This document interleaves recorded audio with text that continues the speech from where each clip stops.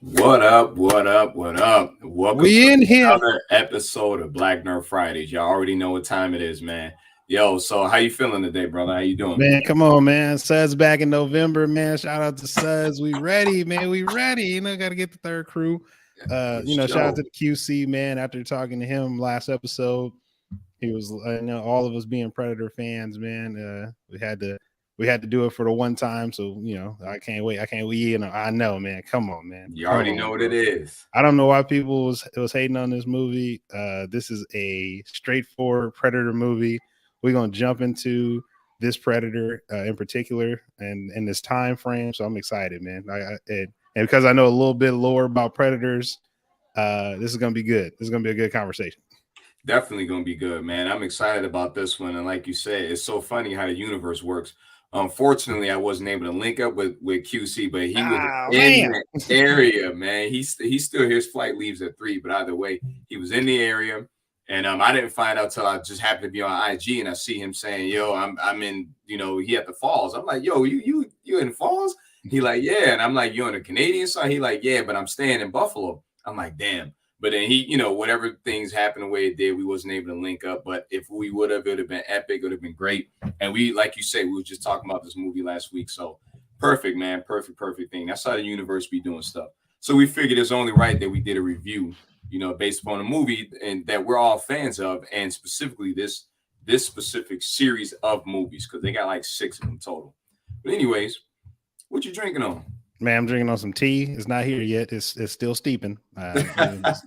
Social media manager gonna bring it to me sooner or later. We had to make breakfast for the young one, so Yeah. that's what I'm gonna be drinking on at. It's so early in the morning. You know what I mean?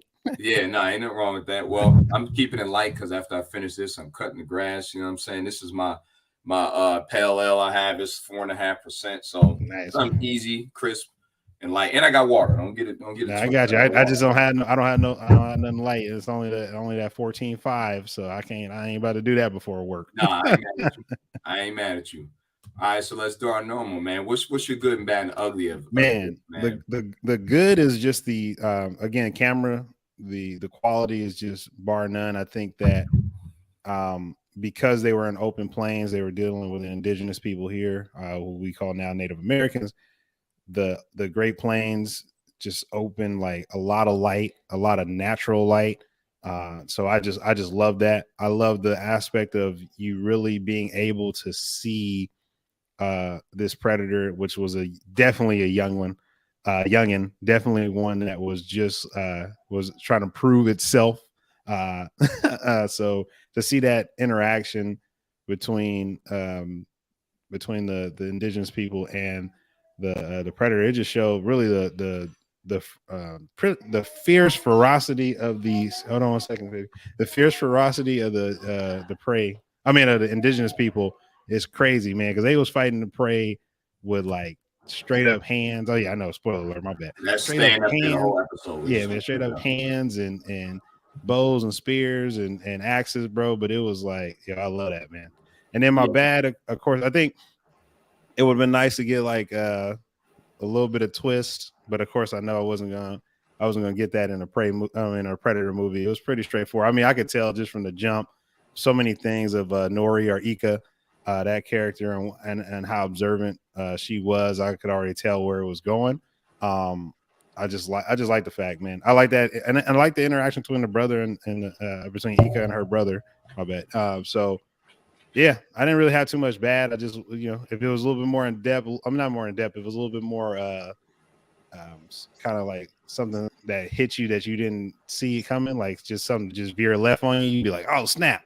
But I thought something was going to show at the end, right? Like they were going to show some other predators or something coming about, like they usually do in a lot of the predator movies, when other predators are just out and about going from hunt to hunt.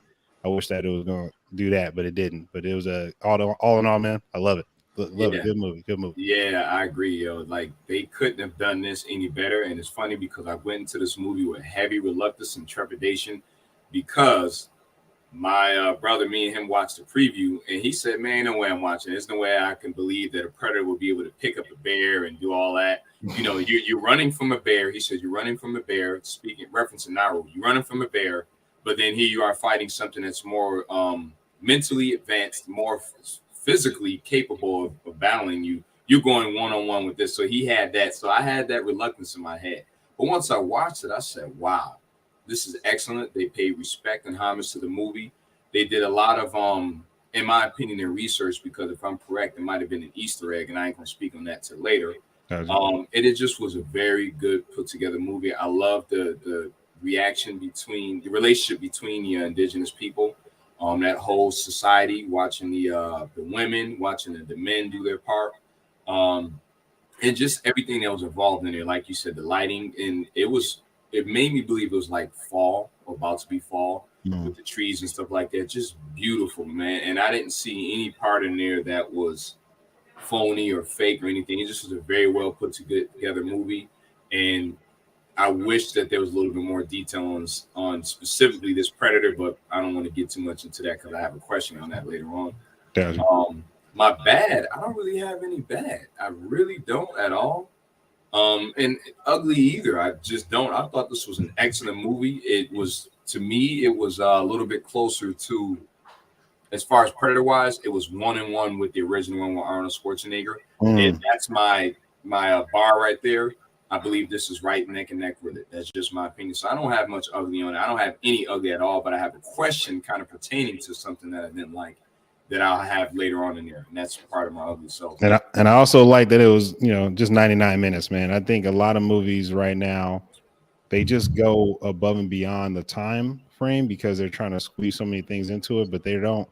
I think with the Predator movies, and even Alien movies, it's just really a basic thing: hunt and be hunted. Like that's a basic premise, and it really doesn't. You don't the reason why I like Prey, and like I was so just weirded out by people saying I was all right. I'm like, man, this is very straightforward.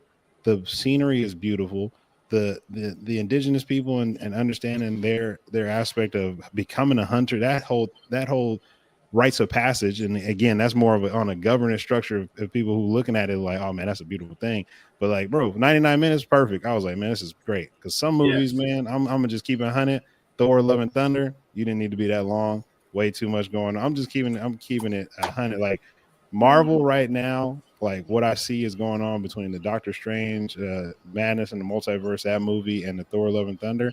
It's like you try to squeeze too many things in. You made it too long, and also you just made it boring. I think Prey kept you focused. It was like, these are the characters.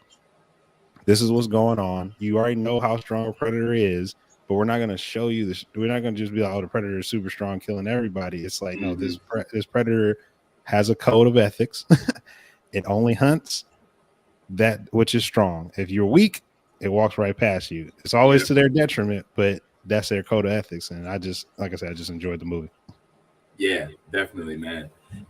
Here's a good question that I have that I think would resonate a little bit.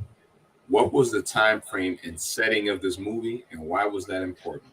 Yeah, 1719, if I got that right.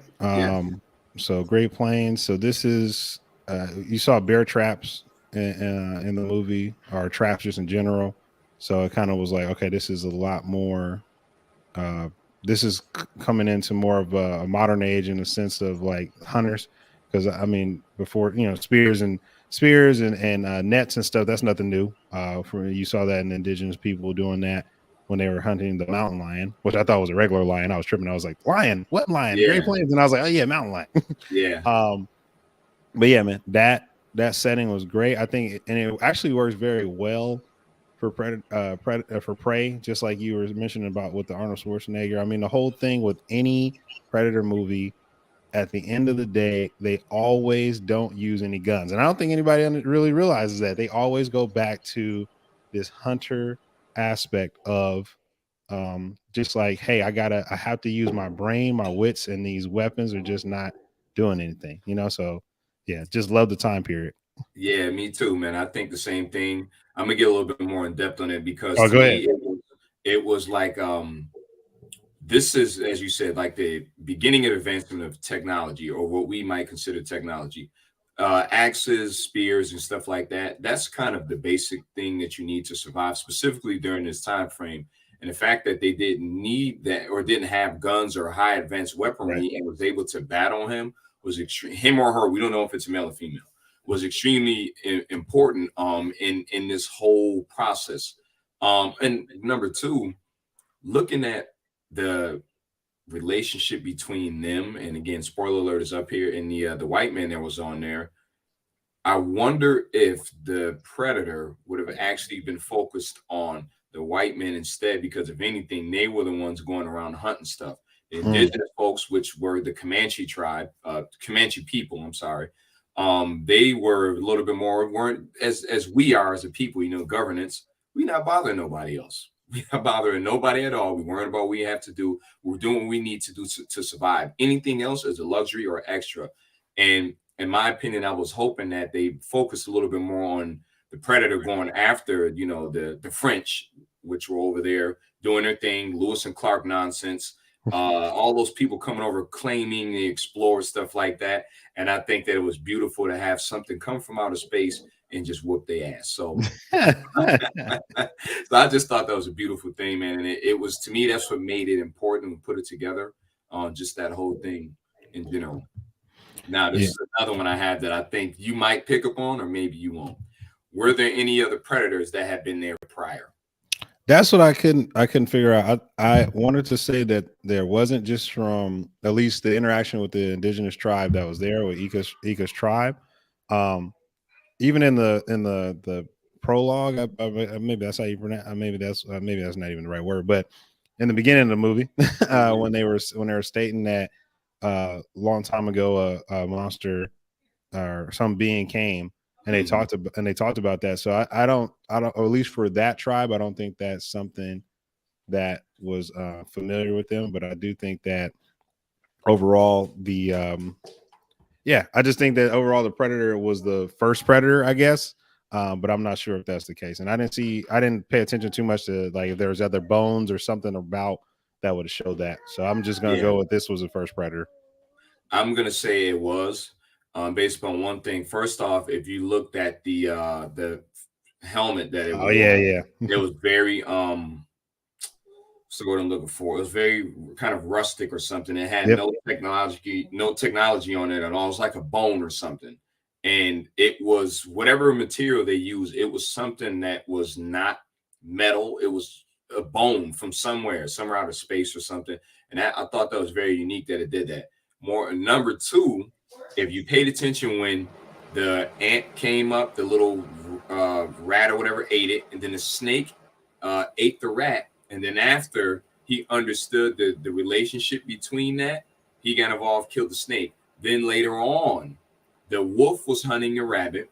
He watched that for a second, recorded the data, and then interacted with that. Like, okay, let me take on, as you said, the weak ones. But this is the hierarchy. This is the food chain and things, or how things work on this planet. So I'm stronger. This is how I'm going to attack, and this is how I'm going to do it. So in my opinion, I don't think there was any other predators prior. And that made this a little bit more interesting, which ties into something I have to say at the end that I think it's an Easter egg if I have to watch Predator 2, and I'll speak on it later. But yeah, I don't think there was any other ones before this. And it was just good, man. It was very well put together. Now, I will say before you jump off. I'll put it back up.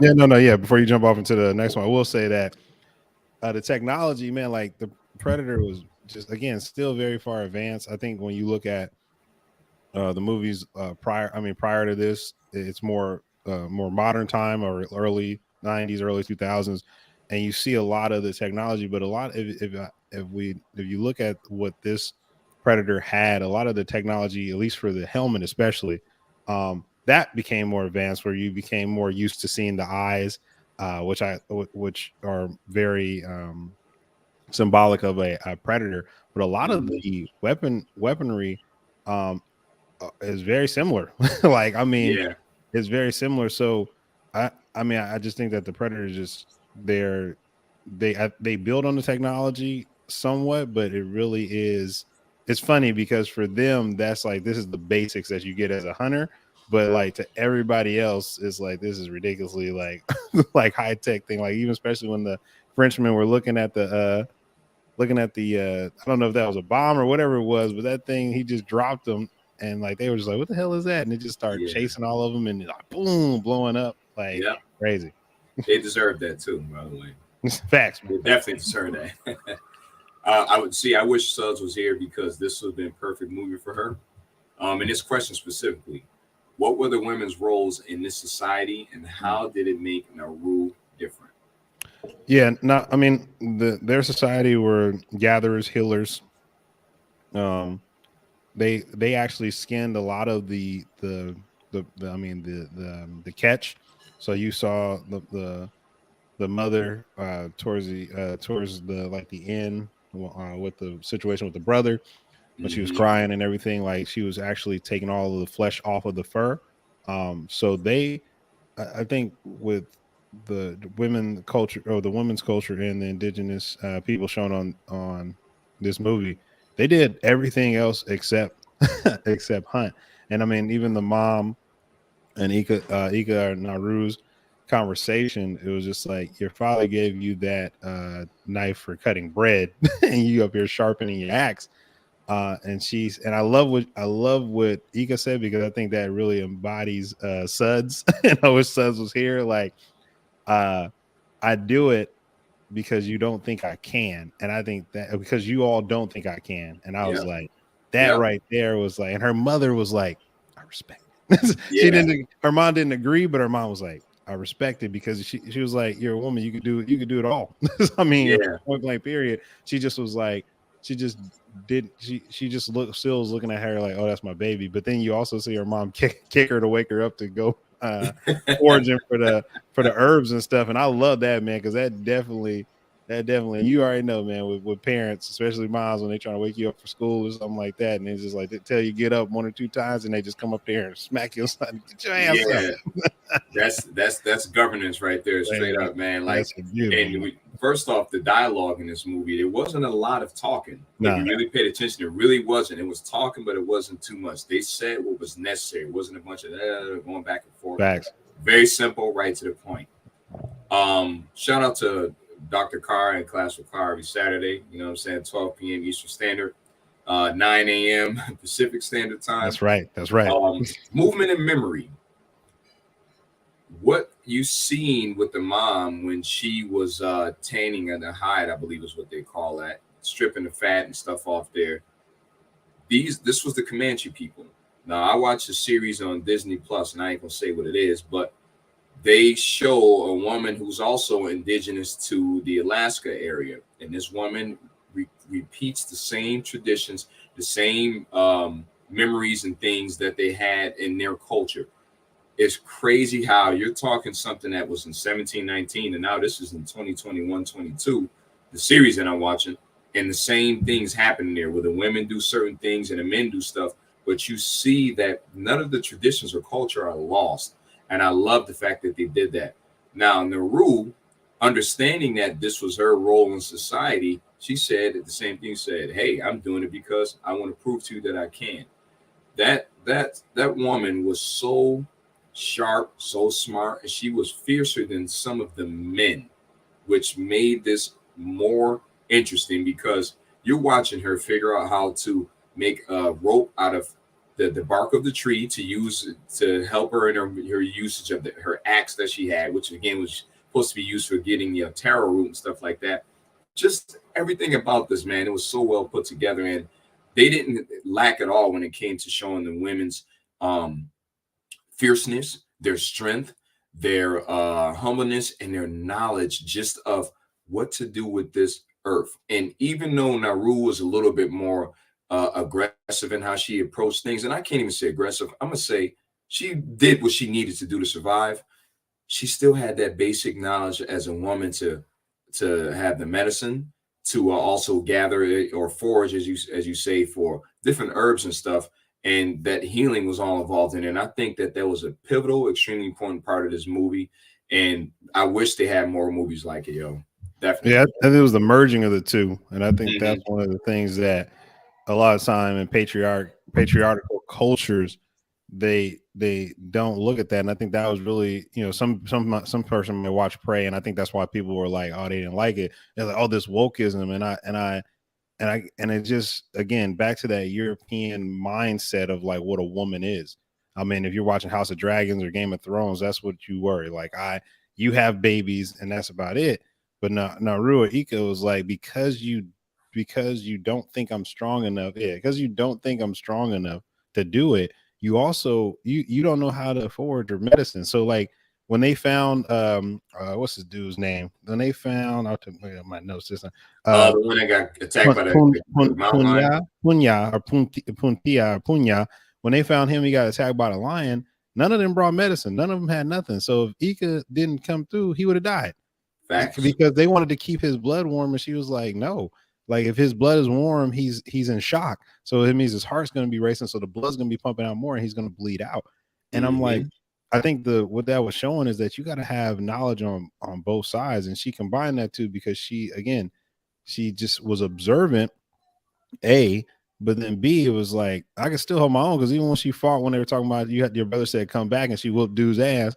Yeah. And, you know, and he had to get her sucker punch for him to win. It was like, man, like, come on now, like, just facts, bro. Like, yeah, she respect the woman.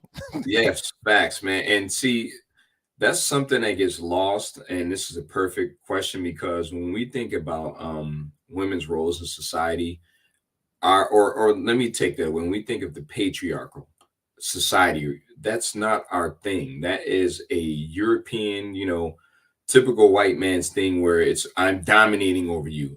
Back in Africa, that wasn't the case. We had an equal part in roles in what we did and what we contributed to our community and stuff.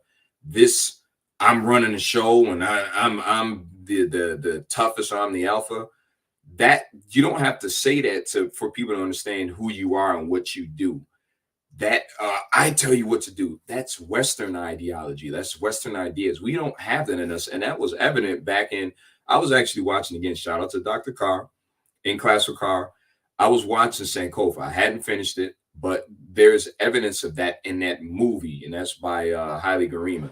But anyways, these messages and these roles get lost in translation when it comes to our society today, but it doesn't in our culture, in our governance. We don't lose that, because women still do what they do. We do our part as men, but we let the women do what they do. We don't interfere with that. Only in this Western society do we've adapted this. Oh, the patriarch runs this, and this. No, you do what you need to do, and I'm gonna pick up the pieces, and you vice versa. We complete each other by working as a team. There is no competition. I'm running the show. My wife runs the house. We understand that. But I have my parts that I know I need to step in when I need to step in. But my wife she runs the house. That's how it goes. That is the traditional society. So this movie showed all that, man, and I respected that 100%. Shout out to Ika, number one character. Facts. Next to the Predator, though. Did you notice anything unnecessary but parallel to us today? To be honest, I didn't really look too when I saw that. I'm gonna give you a hint. Okay. Cigar. There's a part where a cigar was on there. Oh, somebody was smoking a cigar. What I did see that, like, it just everybody has, though, is a translator, because I think he was indigenous. He was, maybe. I think, he was indigenous, but again, he learned many language, as they say, because he was pretty much with them, and it seemed like he probably was. They tried to enslave him, not the French that he was with at the time, but they probably got him. He learned, okay, this is what I need to do to become free, in the sense of them not putting me in bondage. And so he was utilizing that. So I mean, I think that relates to today's time, because there's always this thing with translation. And I love the fact in this movie that they didn't show the subtitles to the French, but they did show it to they had Ika and the rest of the indigenous people speaking in English, so that we can understand them. And when I say we, the people who speak English, I don't want to say just we as all, but that the audience could understand, the English audience.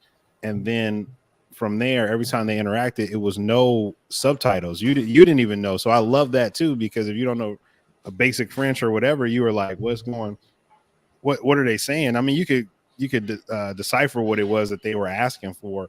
But I love that aspect. But to answer the question, I think that whole thing of having this ambassador, what she was, in a sense, of the communication with people is something that we do to today's time. But I know you got something deeper than that. Yeah, I do. But to add to what you were saying, I think he wasn't necessarily indigenous, but he was at the same time. I believe he might have came from Spain, and they might have captured him and had him be kind of like like you said, an ambassador or translator, but more so a slave than anything. He had a lisp, as if you've ever been to Spain, and I've been to Spain before, their Spanish is definitely kind of like a lisp, and his features made me think he was Spaniard. But anyways, what I was referencing was the unnecessary killing of all those buffalo. We don't. I knew you was gonna say that, man. So I just thought, just when you said unnecessary, I was like, dang it, I missed that one. I remember that. We don't do that. Like, that's something that we don't do. We kill and take what's necessary. All that extra stuff is unnecessary. They killed probably 30 buffalo just for the hide. They didn't use the meat. They didn't use none of the rest of the animal. They wasted everything and just. And then she prayed over it too, man. She was like, go with the ancestors, because you disrespected them. When you take an animal's life, you should at least give respect to them, because that animal might have been a human before it became an animal. More importantly, it has a spirit and it's connected to this earth the same way we are. You respect something when you take its life, and to just use it just for the hide and sell the fur and stuff was ridiculous, and it kind of pissed me off. But it translates till today. The unnecessary need for energy and oil and all the stuff we want to have. We don't need that. We don't need that, but in their minds they do. And I thought that I thought for sure you would picked up on that joint. I didn't even was like, oh yeah, I forgot about that. I was noted, but I didn't realize that until the hunter's like, oh, you killed the buffalo, and then I wrote that down in my notebook. I was like, oh yeah, so you got me memorizing. I mean, you got me remembering, man. Yeah, definitely. That was a good point. You seen her get it first with the cigar, and then the predator came behind her and picked it up too. Then he noticed the leaf, and he was like, oh. Yeah. I believe he was kind of figure out what is this, but he might have put two and two together. So that's why I feel like once he finally took over and killed all the Frenchmen, he did that with a vengeance. He was a little bit more ruthless with them, because I felt as if he understood that what happened was unnecessary. That's just my opinion on that. Definitely, man. Definitely. That was a good point, man. Good point. Any specific scene that you enjoyed? Man, I'm gonna have to say the fight with the bear, man. The fight with the bear probably is gonna be my the best scene, just in the sense of the predator. I thought, like, I was like, oh snap, I think this predator really got his ass whooped. And then it just stood up. I'm just like, wait a minute, you got bit, but it's hard to tell. Because this predator, when you're looking at the body structure, they definitely made it a lot more human-like than what you're used to seeing with the predator. So I mean, I didn't know if that was just the predator's skin, or if it had somewhat sort of armor on it.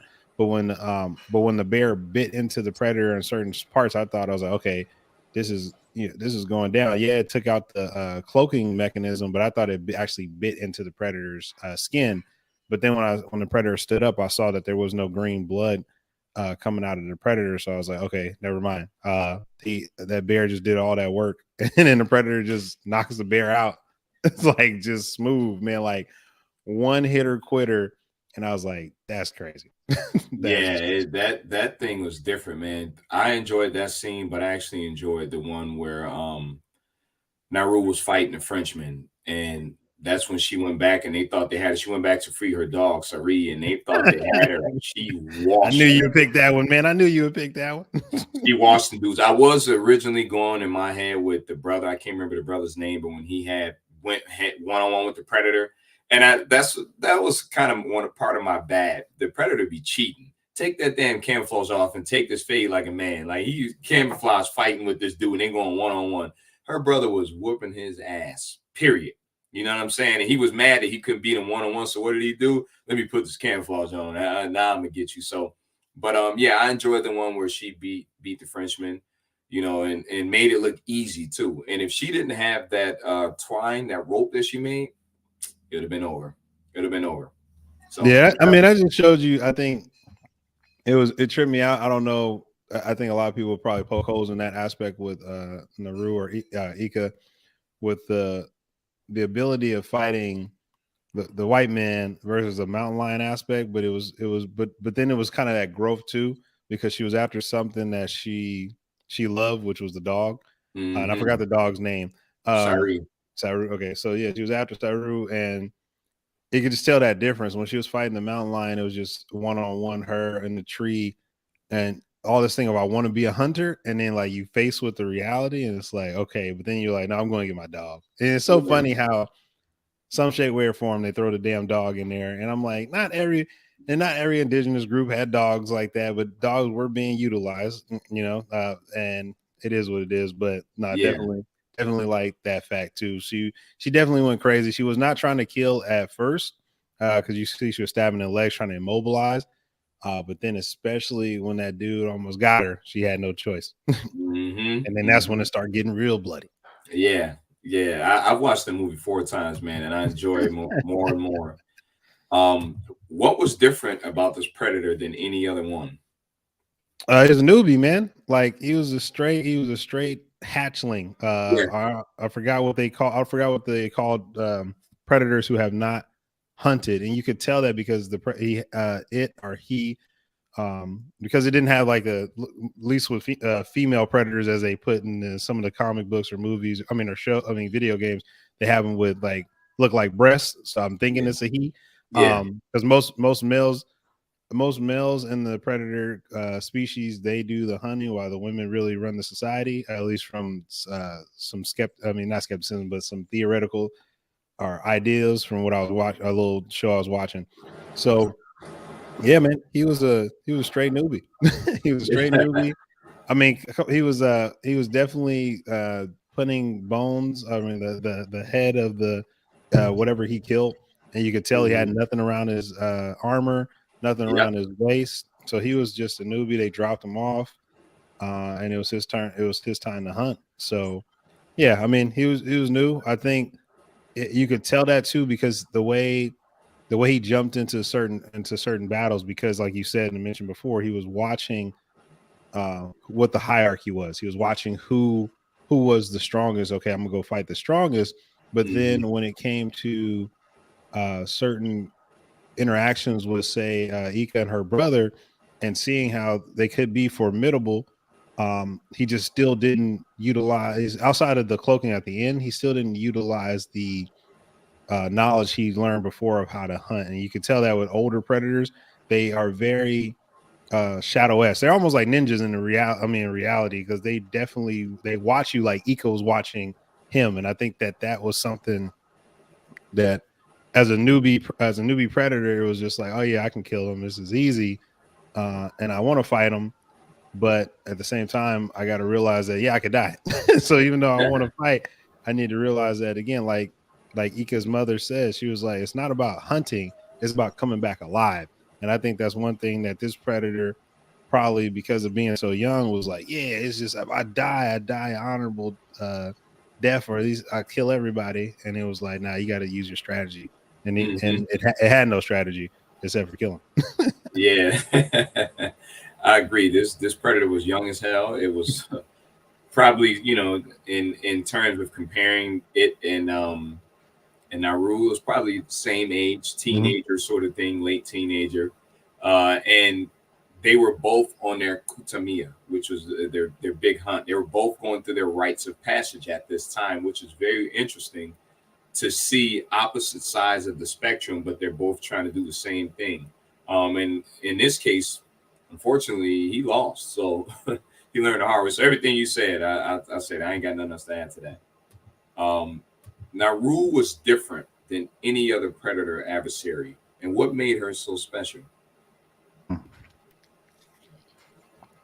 She knew how to cool her blood, man. That's the only facts. I mean, I think she's similar to every other person that has to do a one-on-one with predator, from Arnold Schwarzenegger to the movie before that with the other white dude when they were in the hunting grounds when the predators. Oh, Predators with Adrian Brody. Yeah, where they took all the most like skilled fighters from wherever they could find them and just drop them off in this forest. And turn the light back on, please. And So yeah, I think that aspect of using the herbs to cool the blood to get outside of the predators. Stop. Hold on one second. Stop, please. That is on the show. Damn. Kids, gotta love them. But come here. But anyway, so that's it for me, man. I think I think using the being able to use that herb to cool the blood and understand that. Again, I'm just watching the predator what they do. I mean, every person does that that's fighting the predator when it's a one-on-one fight, or finally like, okay, I can't brute force kill this thing. I can't, the weapons I use is not working. Trying to attack it 10-1 is not working. So I gotta go hunter mode and literally go into the shadows and watch this thing forever to finally find some bit of weakness. But the main thing that everybody couldn't do that Ika was doing was get their blood to go cold. And I was like, that's it. That's the win right there. The W. Yeah, pretty much. The simplest way of putting that is she used her intelligence. Despite them saying, oh, you can't hunt, you ain't supposed to hunt because you're a woman, all that you want to believe that if you want to, women are naturally smarter than men. Let's just call it what it is. And in this movie, they showed that it was evident. And this is why the predator lost, because he wasn't fighting a man when he was just trying to beat him with brute strength and a gun and all that. She said, no, I'm going to outsmart you way beforehand. Now, they showed a little bit of that with the original with Arnold Schwarzenegger, but this was different. There was no guns. There was no bombs to use to try to blow them up and all that. This is straight up primitive technology to survive. And she showcased that 100% on here. There's nothing you could do but bow down and respect it. And the predator got his ass whooped, period. Bad, too.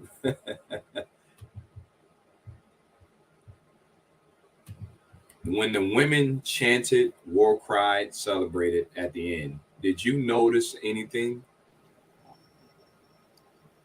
Man, you be seeing more than I saw, man. Nah, when they were chanting the warrior chief for Ika. Yeah, when she came back as the new war chief. Yeah, I mean, I saw the little girl who was surprised that she actually became a hunter. Like, I don't know if that's the one you're looking at. So I guess what I mean, because how you put your hand up. So maybe that's what you were seeing, that that rite of passage of you don't have to just be the forager. She was like, oh, she's back. It was like, what? It's like, oh, she's back. Or first, yeah, when she came back. Blood. Oh yeah, the green blood. Yeah, of course. I mean, green blood under there, all that. Like, yeah, I mean, that's what the brother did when he killed the lion. He had to put the blood of the prey onto his face to show it, similar to what the predators do when they put the skulls and everything. So yeah, I think the pass down of that, and then also everybody was like, oh man, you came back and you had this monster we've never seen, this green blood. But the little girl was probably the most pivotal moment at that ceremony, because it was like, okay, yeah, I could do that too. All right, yeah, you survived. Let's do it. You know what I mean? So that was it. That's exactly what I wanted to say. Pretty much that you don't have to do what everybody expects you to do. You can go against the grain and still be successful and be respected in your community and tribe in this sense. And that was a beautiful aspect, because this girl was probably maybe 6-7 years old when she noticed that, and she's used to seeing the women forage and gather and all that stuff. And in this instance, that wasn't the case. You now have a woman who's a war chief, and that's going to probably be the succession of things in the future, where you have women who take that place and who also were inspired and motivated by Naru. And I thought that was a beautiful thing, because, and this is why the women were really, really going crazy. Now, if you remember back when the brother had got it, when he did his thing with the line, when he went through his kutamia, one of his quote unquote friends was jealous on the side. He left the celebration. I watched him. He walked away. Everybody was doing their dance and probably having their libations and stuff. He left. In this case, the women were all going crazy. Everybody had the respect and salute, because from what I gather, her father appeared to have been somebody important in the tribe. And her brother took up right after the father, and he was actually nice. Unfortunately, he lost his life. Spoiler alert. That's why I was there. But it was just beautiful to watch that whole transition and the process. Again, movement and memory in here, and that's what we do. Last joint right here. What's your thoughts on the ending? like I said, man, I wanted to see another Predator, man.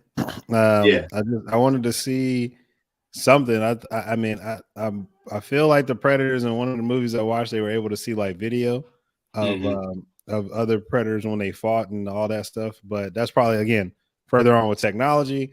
But all in all, I wanted to see like the Predator ship come back or something to be like this is not this is not it. Because that's what Predators do. But yeah, all in all, love the fact that Eco was like, hey, it's dangerous out here. We got to keep it moving, and we know how that turned out. This is way before the Trail of Tears, but we know how that goes. So yeah, all of that was like, survive, and I just again, I like that. Yeah, I killed this monster, this entity that was I felt was something was wrong, but now we gotta keep it moving. And then I just wanted to see at the end, man. I just wanted to see another ship or something, man. Come on, that's just how every Predator movie ends. It's just what it is. Well, to be honest with you, this is my Easter egg. First off, the movie was excellent, very well put together. The Easter egg, or kind of them trying to show you that this had happened before. Do you remember Predator 2? First off, she threw her mother or somebody the gun that she took from the Frenchman. And it had whoever's name on it. I don't remember the name that it had. Some Randolph or something. No, I know what you're talking about. Yeah. Okay. No.